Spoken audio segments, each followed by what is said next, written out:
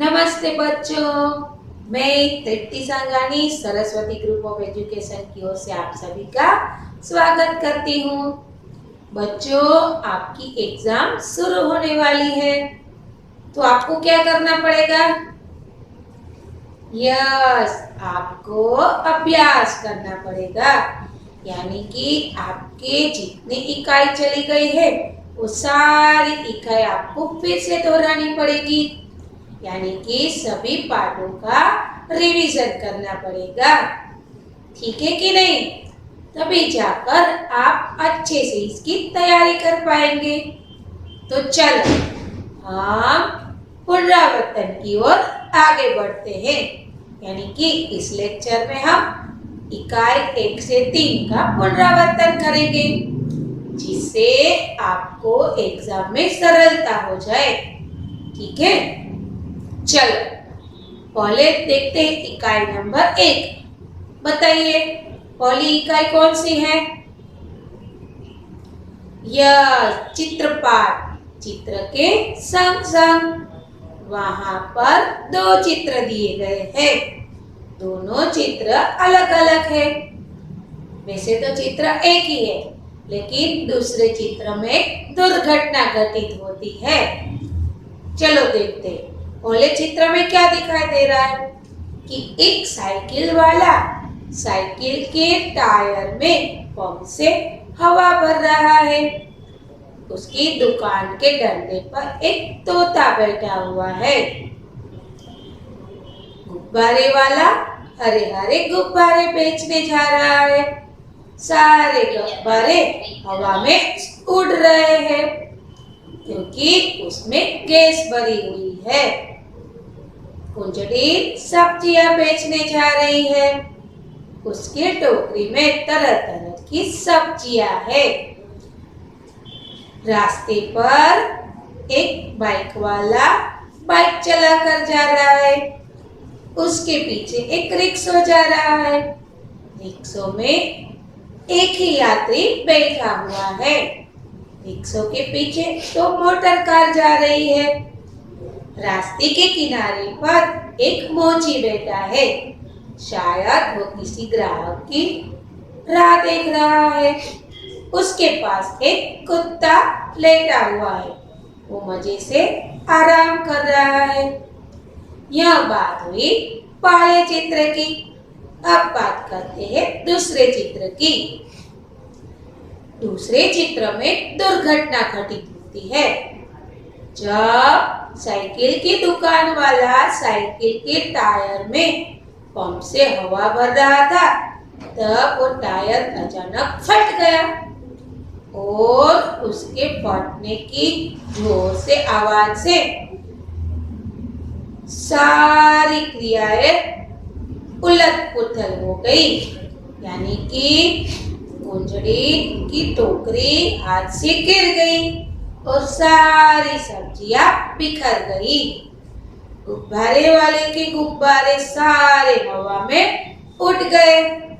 मोची पर जो रास्ते के किनारे पर बैठा था, वो भी डर के मारे गिर गया और उसका सारा सामान बिखर गया। कुत्ता भी उठकर भागने लगा और धम से आवाज सुनकर तोता भी डरने से उठ गया।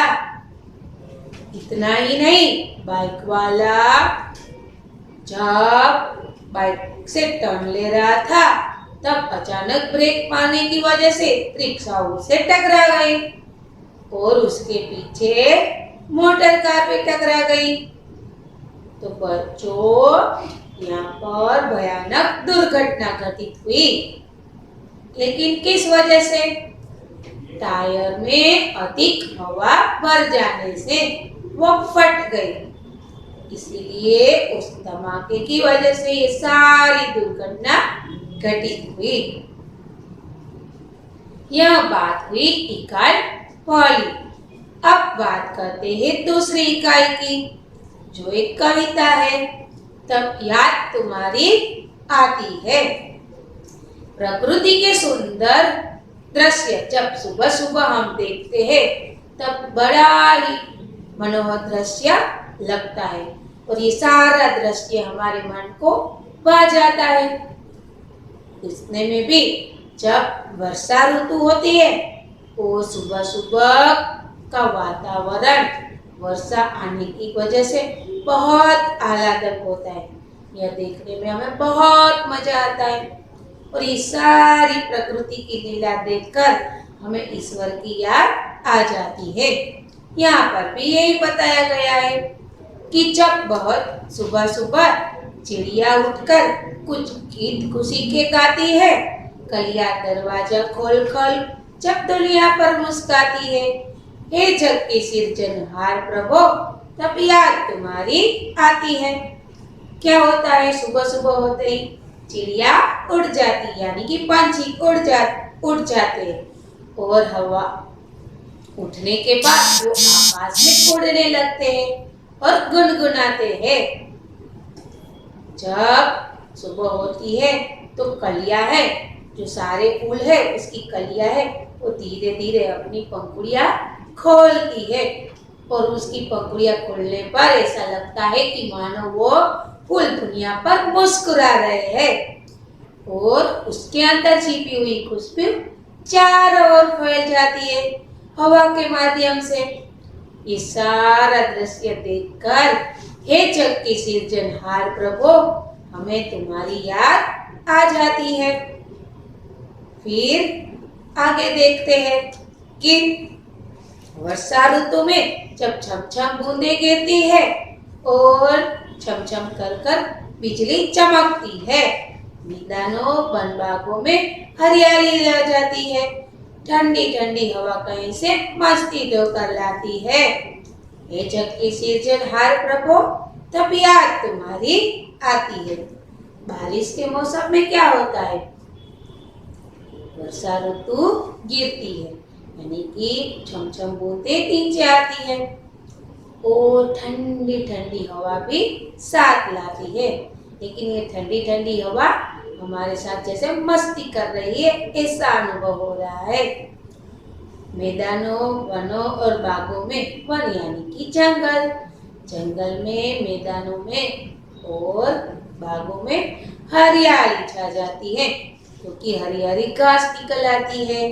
फिर सारे पेड़ पौधे धुल जाते हैं यानी कि उस पर लगी हुई मिट्टी निकल जाती है, इसकी वजह से वो और भी सुंदर लगने लगते हैं।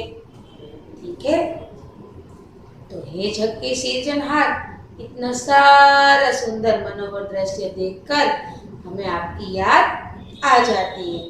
क्या होता है, सुबह सुबह चिड़िया उठकर खुशी से गीत गाती है, कलिया दरवाजे खोल पर दुनिया पर मुस्काती है, खुशबू के लहरें बाहर आ दौड़ लगाती है।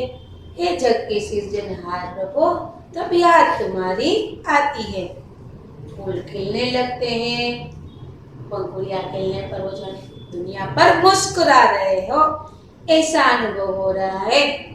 और फूल खिलने के बाद उसके अंदर छिपी हुई सुगंध यानी कि महक चारों ओर फैल जाती है।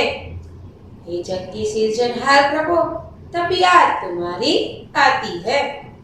वर्षा ऋतु में बिजली चमकती है, छमछम कर कर बूंदें गिरती है और मैदानों में बनबागों में हरियाली ले जाती है यानी कि हरियाली लहराने लगती है। हे जग के सिरजनहार प्रभु तब याद तुम्हारी आती है। अब बात करते हैं इकाई तीसरी, कुत्ते की वफादारी। राधनपुर गुजरात के पाटण जिले में राधनपुर शहर है। उस शहर में एक बंजारा रहता था। बंजारे का लाखों का व्यापार था, इसीलिए उसको लोग लाखा बंजारा कहते थे। उसका लाखों का व्यापार था। वह अपने गांव से दूसरे गांव सामान ले जाने और लाने का व्यापार करता था। अपने इस व्यापार के लिए उसने एक कुत्ता रखा था जो उसके पड़ाव की रखवाली करता। पड़ाव यानी क्या, जब वो एक गांव से दूसरे गांव जाता तब यदि बीच में उसे कहीं पर रुकना पड़े तो वहां पर वो रुक जाता और उस पड़ाव पर जो उसका वफादार कुत्ता है वो निगरानी करता। ये सामान ढोने के लिए उसने ऊंटों का सहारा लिया था। एक दिन बंजारे को व्यापार में बहुत नुकसान होता है तो वो क्या करता है, वह एक सेठ के पास जाता है और उससे पैसे उधार लेता है, लेकिन उसको सूद यानी कि ब्याज, जब हम किसी से पैसे उधार लेते हैं तब उसे हमें ब्याज देना पड़ता है, जिसको हिंदी में सूद कहते हैं। तब वो सेठ बताते हैं कि तुम्हारे पास अमानत के तौर पर क्या है। अमानत यानी कि कुछ चीजें उसके पास गिरवी रखनी पड़ती है, तभी जाकर वो हमें पैसे देते हैं। लेकिन लाखा बंजारे के पास तो कुछ नहीं था। फिर उसने कहा कि मेरे पास तो मेरा ये वफादार कुत्ता ही है, इसके अलावा मेरे पास गिरवी रखने के लिए कुछ भी नहीं है। सेठ ने कहा ठीक है, तुम इस कुत्ते को ही मेरे पास छोड़ के जाओ, जब तुम मेरे पैसे वापस लौटाओगे तब मैं तुम्हें अपना कुत्ता वापस दे दूंगा। बंजारा मान जाता है और कुत्ते को सेठ के पास छोड़ जाता है। फिर वो अपना व्यापार करने निकल जाता है। थोड़े दिनों के बाद सेठ के घर चोरी होती है। चोर सारा सामान लूट लेते हैं और जंगल में जाकर गड्ढे में गाड़ देते हैं यानी कि छिपा देते हैं। ये सारी घटना वो वफादार कुत्ता देख लेता है। फिर वो भौंक भौंक कर सेठ को जगाता है और चोरी का डटा हुआ माल कहाँ पर है ये दिखा देता है। सेठ को अपना धन वापस मिल जाता है, इसीलिए वो बहुत प्रसन्न हो जाते हैं और उस कुत्ते को मुक्त कर देते हैं। जब वो कुत्ते को मुक्त करते हैं तब उसके गले के पट्टे में एक चींटी छोड़ देते हैं और उसको वापस भेज देता है। उसी दौरान उसी वक्त बंजारा भी पैसे कमाकर कुत्ते को छुड़वाने के लिए सेठ के पास आ रहा था। तब उसने रास्ते में देखा कि कुत्ता तो सेठ के वहां से वापस लौट आया है। उसने लगा कि उसने वफादारी नहीं निभाई। उसने क्या किया, उसने धोखेबाजी की है। ये सोचकर वो कुत्ते पर लाठियों से प्रहार करने लगता है और कुत्ता वहीं पर मर जाता है। बाद में वो कुत्ते के गले में बंधे हुए पट्टे में से वो चिट्ठी निकालता है जिसमें सेठ ने लिखा था कि तुम्हारे कुत्ते ने तुम्हारे पैसे का ब्याज मुझे वक्त पर लौटा दिया है, इसीलिए मैं खुश होकर इसे मुक्त करता हूँ। बंजारा ये पढ़ते ही बहुत पश्चाताप करता है कि उसने जल्दबाजी में बहुत गलत कदम उठा लिया, बिना सोचे समझे ही कुत्ते पर लाठी का प्रहार कर दिया। लेकिन अब पछताए होत क्या, क्योंकि कुत्ता तो मर गया था। तो बच्चों, यहाँ पर हमें सीख मिलती है कि बिना सोचे समझे हमें कोई भी कार्य नहीं करना चाहिए। तो बच्चों, यहाँ पर आपको ये तीनों इकाई अच्छे से समझ में आ गई होगी। पहली इकाई कौन सी थी? चित्रपाठ, चित्र के संग संग। दूसरी इकाई यस, कविता, तब याद तुम्हारी आती है। और तीसरी इकाई कुत्ते की वफादारी। बच्चों, अब हम अपनी पेपर स्टाइल के रूप में इस तीनों इकाई को फिर से दोहराएंगे। यानी कि यहाँ पर मैंने आपकी पेपर स्टाइल के हिसाब से कुछ प्रश्न लिए, उसमें कुछ एग्जाम्पल लिए हैं, जिससे आपको पता चल पाए कि आपकी एग्जाम में किस प्रकार प्रश्न पूछे जाएंगे और कैसे होंगे। ठीक है, चलिए। पहला प्रश्न होगा एमसीक्यू, जिससे आप अच्छी तरह परिचित हैं। सही विकल्प चुनकर आपको टिक लगाना है। ठीक है, पहला प्रश्न है कि रिक्शों में कितने आदमी बैठे थे? यानी कि कितने यात्री थे, जिसका उत्तर है ए, यानी ए। तो आपको ए के सामने टिक लगाना है। दूसरा प्रश्न है, सुबह दुनिया पर कौन मुस्कुराता है, जिसका जवाब है कलिया, यानी कि सी। तो आपको सी के सामने टिक लगाना है। अब बात करते हैं दूसरे प्रश्न की। निम्नलिखित वाक्य सही है या गलत बताइए। बच्चों, आपको यहाँ पर दो ही ऑप्शन दिए जाएंगे, क्योंकि या तो वाक्य सही होता है या तो वाक्य गलत होता है। आपको वाक्य अच्छे से पढ़कर सही उत्तर का चुनाव करना है और उसके सामने टिक लगाना है। ठंडी हवा मस्ती ढोकर लाती है, तो यह वाक्य सही है।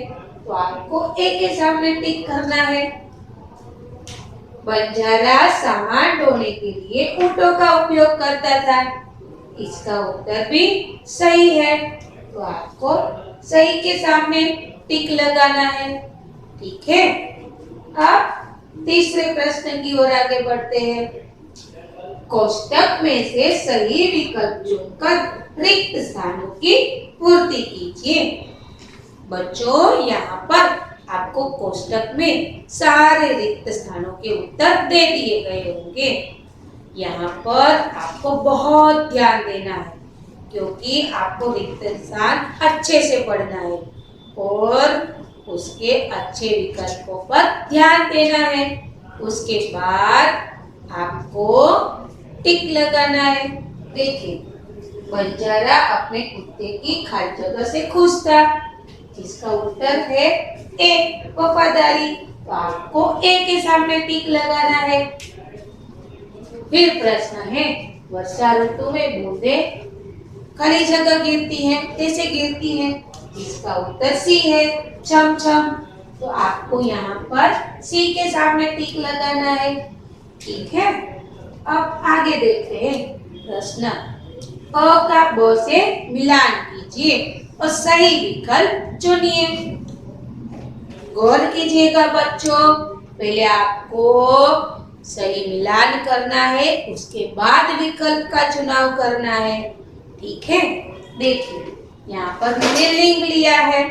अध्यापक का स्त्रीलिंग क्या होगा, अध्यापिका, यानी कि 7 के सामने क्या आएगा, बी। फिर 8, पंडित, उसका स्त्रीलिंग होता है पंडिताई, यानी कि सी। तो 8 के सामने सी आएगा। 9वां लड़का, इसका स्त्रीलिंग होता है लड़की, ए। तो आपको पहले ये समझ में आ गया कि 7 के सामने बी, 8 के सामने सी और 9 के सामने ए। अब आपको यहाँ पर विकल्प ढूंढना है। देखो, 7 के सामने बी है, नहीं है, यहीं से गलत हो गया। अब यहाँ पर देखते, 7 के सामने बी है, हाँ है, 8 के सामने सी है, हाँ जी है, 9 के सामने ए है, हाँ जी है। इसका मतलब यह बी विकल्प सही है। तो आपको बी के सामने टिक लगाना है। अब देखिए, निम्नलिखित प्रश्नों के उत्तर एक वाक्य में लिखिए। वैसे आपको यहाँ पर उत्तर लिखना नहीं है, टिक लगाना है। वर्षा ऋतु में हवा कहीं से क्या करती है, पानी लाकर बरसती है, मस्ती ढोकर लाती है, ठंडी ठंडी लहरें लेकर आती है, कि एक भी नहीं, मस्ती ढोकर लाती है, यानी कि बी। तो आपको बी के सामने टिक लगाना है।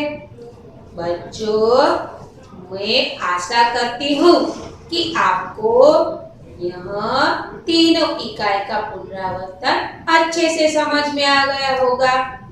ठीक है। इस लेक्चर के बाद आपको एक पेपर सॉल्यूशन दिया जाएगा, जिसमें आंसर भी होंगे।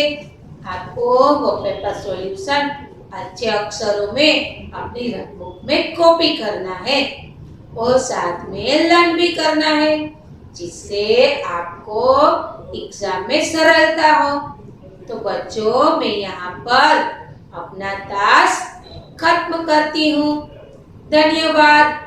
लेकिन उससे पहले एक बात और बता दूं कि अब हम अगले लेक्चर में इकाई नंबर 4, 5 और 8 का पुनरावर्तन करेंगे। वहां पर भी मैं पेपर स्टाइल के हिसाब से भी पुनरावर्तन करवाऊंगी और हम अपने पाठों का भी पुनरावर्तन करेंगे। यहाँ पर जिस तरह हमने 3 इकाई का अभ्यास किया उसी तरह अगले लेक्चर में भी हम उसी 3 इकाई का पुनरावर्तन करेंगे। ठीक है।